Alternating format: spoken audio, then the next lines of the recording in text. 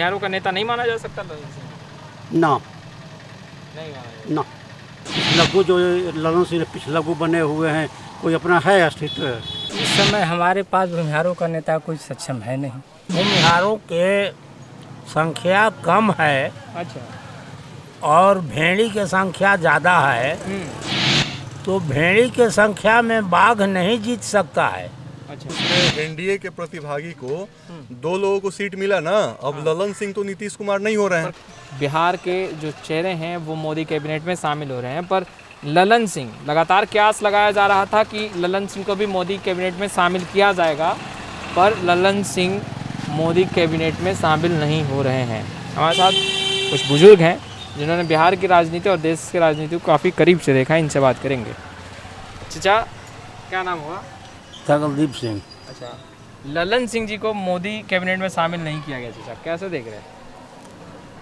अब इतना तो विस्तार हम नहीं बता सकते हैं, हाँ लेकिन चाहिए तो था बिहार से कम से कम। हाँ। हम नहीं लिए तो वो समझे क्यों नहीं लिए। हम्म, न ललन सिंह वरिष्ठ नेता है। नेता हैं। इस सवाल तो ये उठता है चाचा कि बिहार की राजनीति को अगर देखें तो धीरे धीरे क्या लगता है कि बिहार की राजनीति और देश की राजनीति में भूमिहारों की शक्ति कम की जा रही है? सवाल तो ये है। सवाल है भूमिहारों के संख्या कम है अच्छा। और भेड़ी की संख्या ज़्यादा है, तो भेड़ी की संख्या में बाघ नहीं जीत सकता है। अच्छा। लेकिन किसी तरह से मिला जुला करके काम चलाया जा सकता है। और पहले की अगर राजनीति की बात करें तो कई चेहरे थे। तो जैसे पहले राजतंत्र था, अच्छा। आज प्रजातंत्र है। राजतंत्र में और प्रजातंत्र में कोई मेले जोल नहीं है। अच्छा। राजतंत्र एका था, अकेला राजा एगो होता था। वो अपना कैबिनेट बनाता था पहले भी, ऐसा नहीं है कैबिनेट नहीं रहता था उसको, लेकिन समझ बूझ करके पहले न्याय था। पहले राजतंत्र में न्याय था। आज जो है जितने चेहरा है वो क्रिमिनल का, मिनिस्टर है चाहे अफसर है, ये सब जितने चेहरा है वो ज़्यादा क्रिमिनल टाइप का है। अच्छा, दागी चेहरे। हाँ, यार सच्चाई नहीं है। नहीं, ये बोला जाता था कि आपने भी देखा है कि बीजेपी जो है वो भूमिहारों को के बारे में ज़्यादा सोचते हैं, मगर अब क्या लग रहा है बीजेपी भी सोचना बंद कर दी? भूमिहार के बारे में तो हर जाति जब छोड़ दिया, हाँ। तो भूमिहार अकेला न पड़ गया। अच्छा, सभी ने साथ छोड़ दिया। सभी ने साथ छोड़ दिया। अच्छा। भूमिहारों के साथ सब ने छोड़ दिया, भूमिहार अकेला पड़ गया और 10 गो मिल करके 10 गो हो गया। अच्छा। तो उसका संख्या तो ज़्यादा ही है, इसलिए ज़्यादा वो कैबिनेट में है।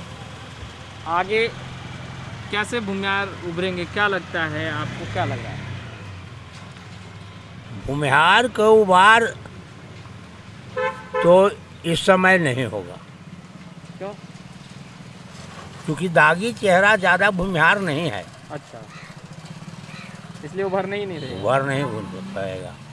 जहाँ तक पॉलिटिक्स की बात है हाँ। तो अपना अपना सबका जो है से कि अलग अलग नीति रवैया होती है। हाँ।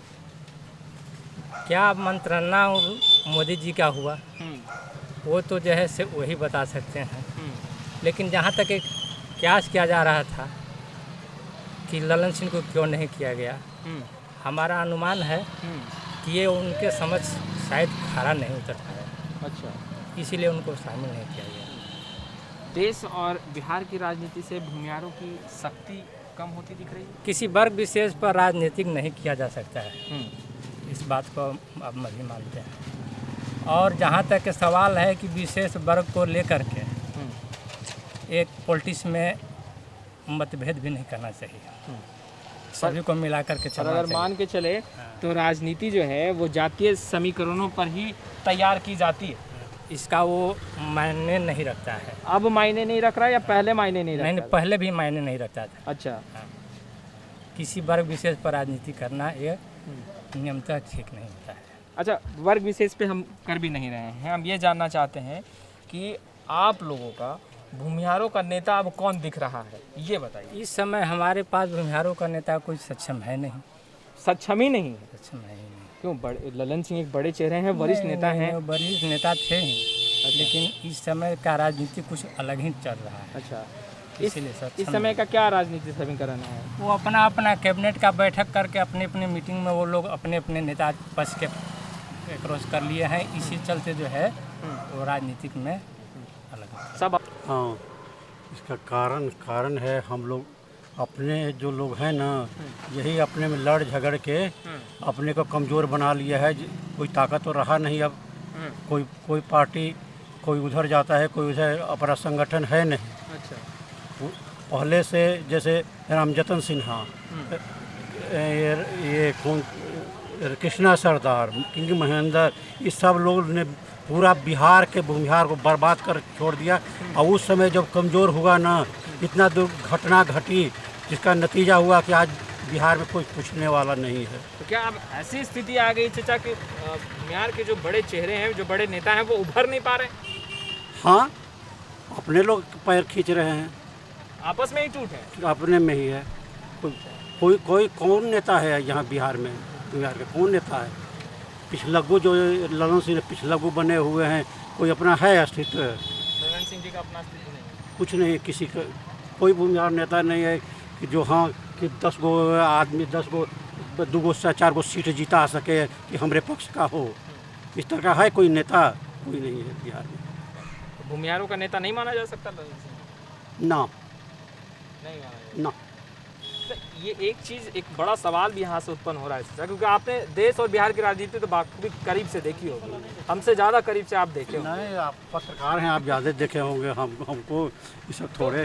देश और बिहार की राजनीति में क्या अब जो भूमिहारों की शक्ति है, ताकत है, वो अब कम हो गई है, मान रहे हैं आप? हाँ, अपने जब संगठन नहीं है, अपने जब एक दूसरे के बाद मुंडे मतिर भीना वाला जहाँ बात है, आप बढ़ रहे हैं, हम आपका पैर खींच रहे हैं, हम बढ़ रहे हैं, आप हमारा पैर खींच रहे हैं, तो इससे क्या होगा? संगठन की आप बात कर रहे हैं।